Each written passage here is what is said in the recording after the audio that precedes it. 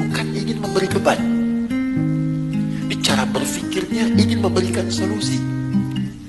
Ketika Allah minta kita sholat, sebetulnya ingin memberikan ketenangan. Minta kita berdoa supaya kita nyaman.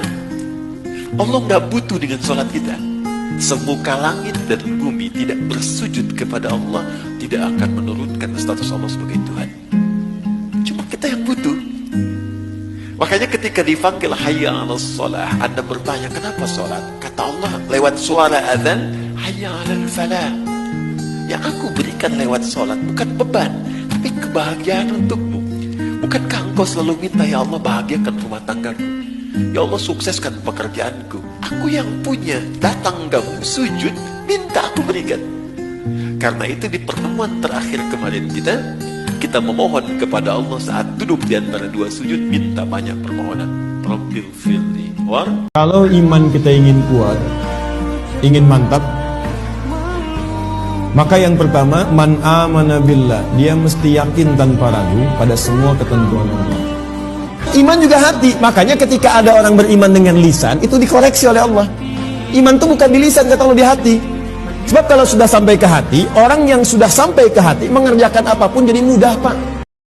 Orang kalau sudah mendapatkan hidayah dari Allah, salah satu bentuknya ada motivasi yang kuat untuk meningkatkan iman. Bagaimana cara meningkatkan iman itu? Maka turunannya dalam bentuk eksekusi ibadah. Ya, wa yuqimunas shalah. Salat. Jadi mulai senang salat.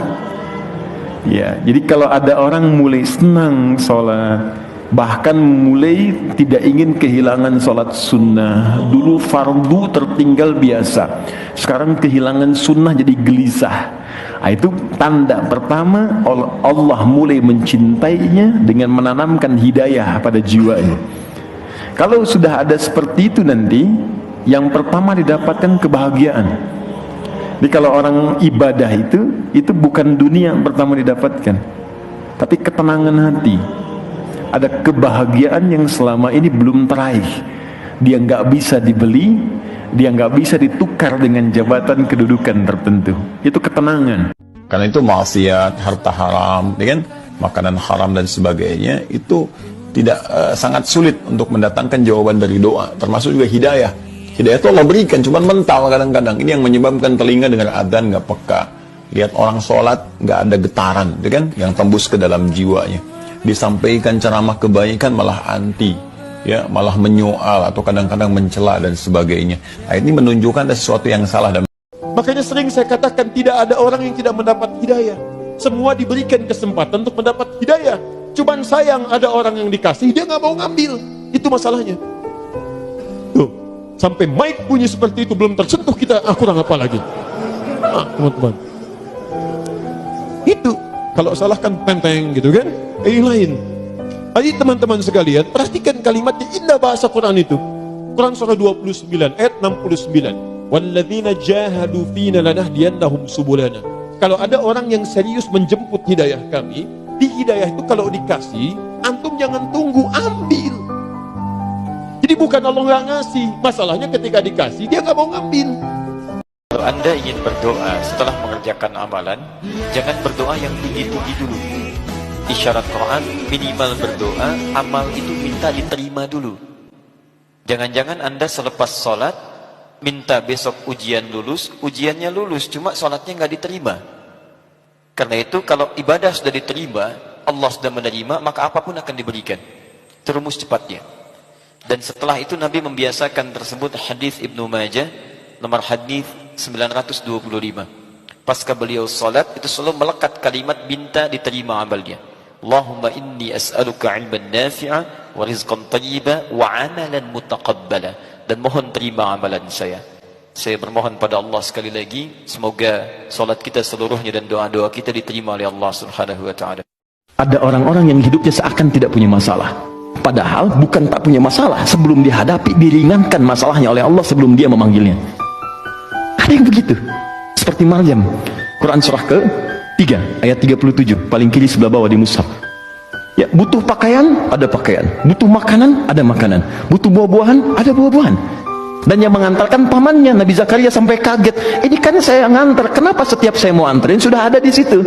Dia ada level orang yang belum meminta, sudah ada gitu. Dan ada orang-orang yang meminta berkali-kali, Allah nggak respon.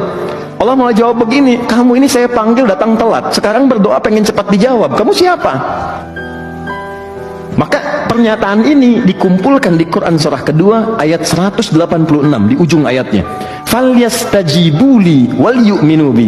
Kalau kamu pengen cepat dikabulkan doanya, maka kamu pun harus cepat menyeru apa yang aku mintakan.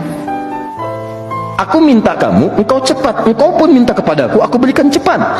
Aku minta kamu, engkau lambat, engkau minta padaku pengen cepat, engkau siapa? Ya, jadi kalau Anda mengerjakan perbuatan baik, seperti contoh, ya saya berikan gambaran, misal, nggak usah kita berbagi dengan orang lain dulu, untuk pribadi kita saja dulu. Ya, saya misalnya mau minum, ini sudah ada minuman, bisa. Ya, kemudian saya akan minum. Minum itu kan rutinitas, disebut amal, ya, kegiatan biasa. Tapi ketika Anda menggunakan ya gelas ini, minuman ini, diniatkan untuk ibadah kepada Allah. Dan Anda ucapkan Bismillahirrahmanirrahim.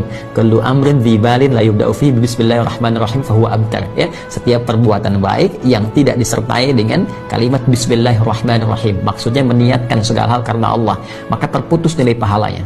Pengertian terbaliknya, ketika Anda minum, Anda ucapkan Bismillahirrahmanirrahim, lalu Anda minum, maka kegiatan minum ini bukan sekedar menjadikan rutinitas minum, tapi sekaligus tercatat bernilai pahala, ya, yang akan dibawa saat pulang menghadap Allah Subhanahu wa Ta'ala. Jadi timbangan